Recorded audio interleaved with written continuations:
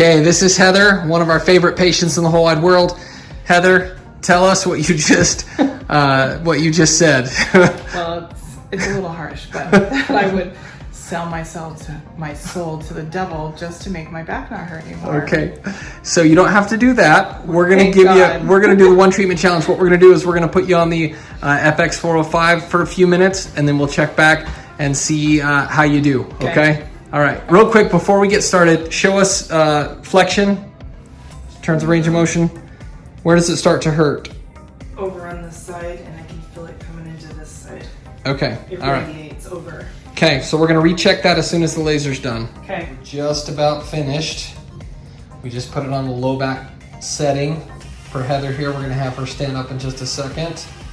And we're gonna get her reaction to one treatment on the laser. We're gonna see how she's doing. So we're gonna move this out of the way. So, okay. Go and bend forward again for us. Oh, I definitely can bend further, yeah. Touch my toes. Yeah.